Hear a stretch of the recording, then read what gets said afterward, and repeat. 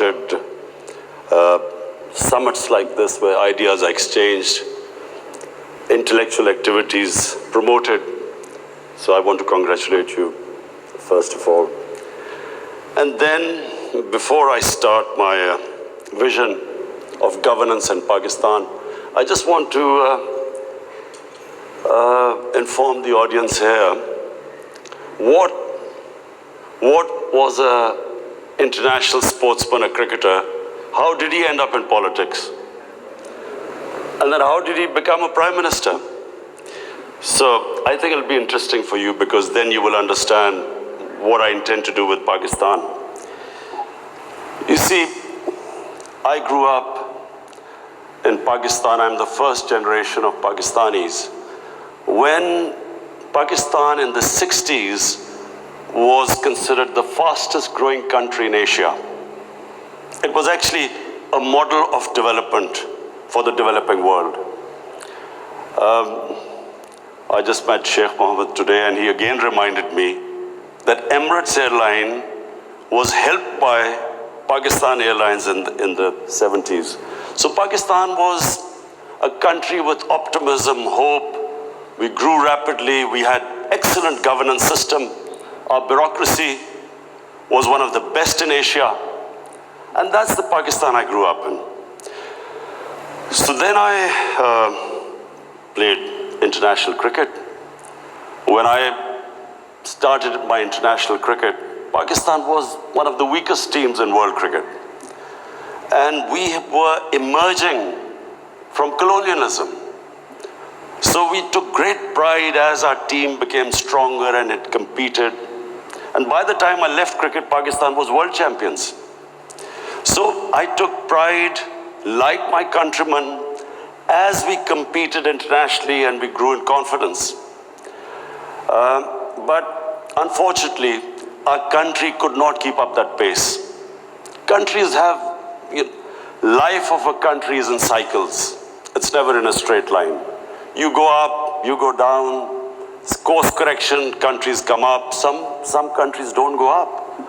So in Pakistan's case, we were going up, and then various things happened when we started our down cycle.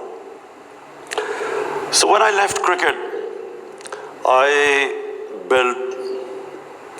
started building the first cancer hospital in Pakistan. Reason was because my mother died of cancer. And it's then I realized there was no cancer hospital in the whole country. And then it occurred to me that people like me who were well off, I could afford to take my mother for treatment abroad. But what happened to the common man? Cancer is one of the most expensive treatments. So I started this movement, really. I went into the public to collect money to build this hospital. And so I'm just explaining to you how I got into politics. So one was cricket, watching our country go up as a cricketing nation, the pride that we could compete internationally and become world champions. Second was this cancer hospital. When I went to the public to collect money, I realized that our people are very generous and strong. Poorest of the poor people supported me. And I did what no one ever thought would happen, is that from public, I eventually collected money and built the hospital. And not just that I built it. It's a cancer hospital where 80% of patients get free treatment. Cancer treatment is one of the most expensive treatments. So then first I built it, and then to run the hospital, I again went to the people. And so it is the only private cancer hospital in the world which treats 80% people free, because it's the people who donate to the hospital. They built it, they run it.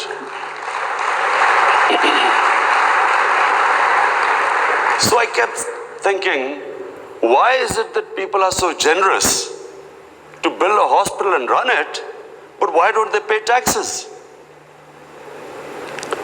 We were a country, and then I discovered we're a country which is amongst the top 5 countries in giving charitable donations. But at the same time, we are right at the bottom in giving taxes. And the reason was that people did not trust the government. They thought that their taxes were wasted by the government. It was spent on the lavish lifestyle of the ruling elite. So why would people pay taxes? And of course, then the levels of corruption, because corruption is basically stealing taxpayers' money. But there was a third reason why I ended up in politics. And that was, I watched, first of all, I used to play professional cricket in England, so half my year was in England and then half in Pakistan. And I saw how a developed country, how the institutions worked, why they went ahead, how the governments were accountable, how there was meritocracy, and above all, how there was human development, the money spent on human beings. So I could compare what was going on in Western countries, and then I could see what was happening in our own country. But then I also saw other countries develop, and one of them was UAE. I used to play cricket in UAE from 1980 onwards, and I saw UAE kept developing. And then afterwards we saw China develop. So the common thing in all countries that have gone ahead is governance. And governance has two aspects. One is a government has to be accountable. The more accountable a government, the more clean a government, the more successful it is. And secondly, again I repeat, is meritocracy. The better the system of getting the best talent to the top, the better the country. Let me just give you a sporting example. Australia is the most successful cricketing country in cricket history of over 200 years. Because Australia has the best system of bringing its talent up. Pakistan, in my opinion, and I'm not prejudiced, I understand cricket better than probably everyone in this hall. Pakistan has the greatest talent. Of all the countries I've played, I've never seen as much talent as in Pakistan. But we do not have a system of bringing that talent up. So what's the point of having great talent if you do not have a system of meritocracy which brings the talent up? And that's in every field. In the 60s, the reason Pakistan went up, because our civil service exam was the toughest. It was the most, all the young people wanted to go into Pakistan civil service. It was the toughest exam. We had the best talent that came up. And in 60s, the reason we progressed, one of the main reasons, was a civil service of very high quality. And gradually, as our system of merit went down, so did the country. So, I wanted Pakistan to go up. And as I said, I saw UAE going up. The way each year you came, it changed. It got better and better. And similarly, and of course the greatest example is China. For me, the thing about China which is just remarkable, no nation in the history of mankind has done what China has achieved. In 30 years, they have brought 700 million people out of poverty. It is just a phenomenon which has never happened in human history. And of course, my motivation, again, of the Pakistan I wanted to see was based, and I am a student of history, Islamic history especially, was on the Prophet, or Prophet, peace be upon him, the state of Medina, which he created. Now, why do I say the state of Medina? Because the state of Medina laid the foundation of one of the greatest civilizations in the history of mankind. The principles that found the foundation of the state of Medina is what, for the next 700 years, was the greatest civilization on earth. And what were those principles? The state of Medina was founded on incredible principles of justice and humanity. It was the first time a welfare state was made. A state that took responsibility of the weak. What China has done right now. That was the state of Medina, where first time a state took responsible for its poor, its weak, its orphans, its widows. In the state of Medina, the first time pensions were created. Old people were also, it was a humane state. And secondly, there was justice, rule of law. These were the two main things. And the third thing, the Prophet of Islam, peace be upon him, made seeking knowledge a sacred duty. The word was that even if you have to go to China to seek knowledge, you must. Those days going to China meant not coming back. So the emphasis on seeking knowledge. For the next 700 years, all top scientists were Muslims. And that was the state of Medina. It laid that foundation. And then the way minorities, other religious people were treated. The Prophet signed famous, the Misak-e-Medina. There's still a letter in St. Catherine's Church which was signed with the Christians, that your places of worship will be, till the end of time, they will be protected by Muslims. Secondly, that no forcible conversions would be in Islam. Thirdly, the Prophet's last sermon, it is a charter of human rights. It's about how human beings are equal. So it was a humane state created, rule of law, emphasis on education, that led to the growth of Muslim civilization. So this is, in Pakistan, we want the same basis of our state. The rise of what I believe, the way our country will rise, it will go back to those principles.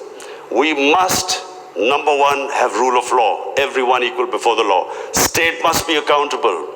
We must have a welfare state where the state must take responsibility of its poor people.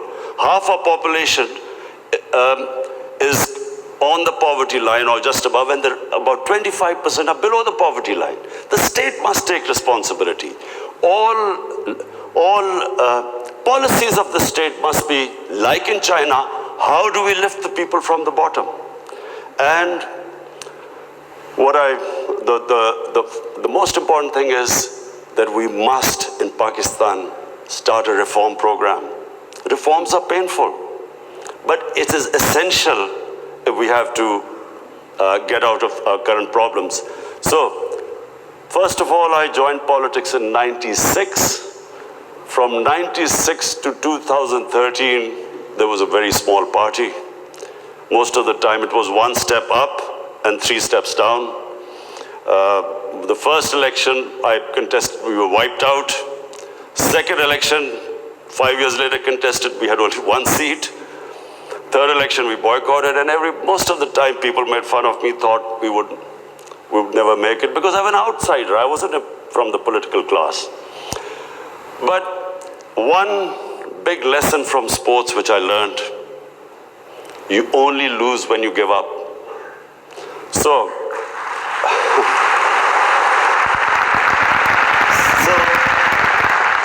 kept learning from my mistakes, kept getting up, falling, getting stronger. Eventually we formed government in one of the 4 provinces in 2013, and it was the KP province which was devastated by war on terror. It was on the border of Afghanistan, the tribal areas, the whole fighting took place in that region. The police was devastated by attacks. We had 70% of industry closed, and KP has a reputation that they only give you 1 chance. Each government comes once, it's ousted the next time. So we came in a coalition government and we started our reform programs. First of all, we started spending money on human development, health and education. Secondly, we did, first time in Pakistan history, no party had done before, we started spending money on climate change. Pakistan is about 8th in the countries that are most vulnerable to climate change. So we took this ambitious mission of planting 1 billion trees in 5 years. And then we reformed the police, depoliticized our police, depoliticized our bureaucracy, and then started tourism. Because KP has a lot of tourist sites. It was the center of Buddhist civilization, so religious tourism, but we have the best mountain scenery there. So anyway, by the end of 5 years, we had half poverty in those 5 years. The poverty had gone half. And a province which never gave you a second chance, we came back with 2/3 majority in 2018. Not only did we win there, then we formed government in the last election. We got 17 million votes, which is the highest ever won by a party. And so now we have our reform agenda. And as I repeat, reforms are painful. You know, when you take reforms, when you make reforms, people suffer. They go through a difficult times. It's like a surgery. When you conduct surgery, for a while, the patient suffers, but then he improves. The worst thing that can happen to a society is that you keep postponing reforms because of the fear that you will have opposition, the vested interest will stand up, and you don't do reform. So we've started on an ambitious reform program. That's number one. We are trying to change improve all our economic policies. We have trying to cut down our fiscal deficit. We are trying to improve exports, cut down our imports. We have unfortunately had to raise bills because we came up with, when we got into power, we had massive fiscal deficit and current account deficit. So we are doing that. But in my opinion, Pakistan now has a chance. Already we are seeing optimism. Investors are coming into our country. We feel that this is the time that Pakistan will take off. The most important thing, and while talking to Sheikh Mohammed last time, he told me something very interesting. He said that you must allow businesses to make money. Investors must make profits. And the reason is simple. If people don't come into business for charity, they come into business to make money. So the more, if they can make money, more people come and invest. So this is what we've done. We have started working on ease of doing business, making it easier for people to do business, easier for the investors. We are changing our tax laws, which were very cumbersome. So we are conducting a series of reforms. And already we're seeing the signs of the country improving. But most important, Pakistan has the best tourist potential. At the moment, we have hardly any tourism compared to other countries. But Malaysia, with just beach tourism and resorts, Malaysia has $22 billion it makes from tourism. Turkey, with beach and historical sites, beach tourism, Turkey has $42 billion from tourism. Now, Pakistan has probably one of the best mountain scenery anywhere in the world. Half the world highest peaks are in Pakistan. Pakistan has 1,000 kilometers of coastline. Pakistan has the oldest historical monuments, probably as old as anywhere in the world. We have Indus Valley civilization, which is 5,000 years old. We have Peshawar, the oldest living city in the world, 2,500 years. Lahore and Multan, ancient cities. But what we have, probably more than any other, hardly any other country has, is religious tourism. We have, for Muslims, we have the Makkah and Medina of the Sikhs. The Sikh religion has the two holiest sites in Pakistan, and we have just opening those sites for Sikhs, and we have opened up a visa regime. First time in Pakistan, we have 70 countries which can come in and get visa at the airport. We also have, I mentioned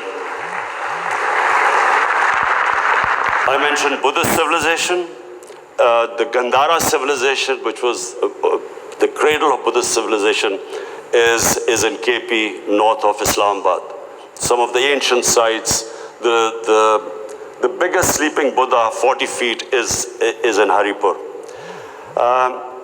And then we have, for the Sufis in Islam, we have some of the greatest highest number of Sufi shrines all over Pakistan. So what we are doing is we are opening up the country. We are opening up for tourism, investors, and I would like to finish my talk by saying something else which Sheikh Mohammed said. Sheikh Mohammed said, apart from this great thing which has stuck in my mind, that a businessman must make money. You see, what happened in Pakistan was people were making money. Then came 70s and we had a socialist government. When the socialist government came in, everything went anti the big businesses. There was nationalized. And the mindset of our bureaucracy and our politicians was that somehow making money was a sin. So now we are reversing the whole thing. We are now asking businesses that, look, we will help you in making money, because the more money they make, the more investment will come. But the only thing is, the money, as we create wealth, that wealth will be used to lift people out of poverty. So we want an equitable growth. We don't want the rich to get richer and the poor to get poorer. I am really against this neoliberal economics where you have 62 people owning as much wealth as 3 billion people on this earth. I think that the distribution of growth should be equitable. But the last thing I want to say about what Sheikh Mohammed, I still remember. It's very important that to take risks in life. Sheikh Mohammed said that when 9/11 took place, he immediately called up Sheikh Ahmed and Emirates Airline and said, buy aircrafts and engines of aircraft, because everything went down. Prices of planes went down. People were not flying as much. This is the key, in my opinion. This is the difference between very successful people and people who don't take risks. I have played 20 years of international cricket. I saw a lot of players with a lot of talent, but they never made it big because they were scared of losing. They would not take risks. Players with less talent, but that ability to take risks, chances, they also had bad times. But eventually, the ones who took more chances and risks were the ones who made it big. This is the time, my last word is to the investors. This is the time to come to Pakistan when it is just going on the upswing. This is the time to invest in the country. And don't miss the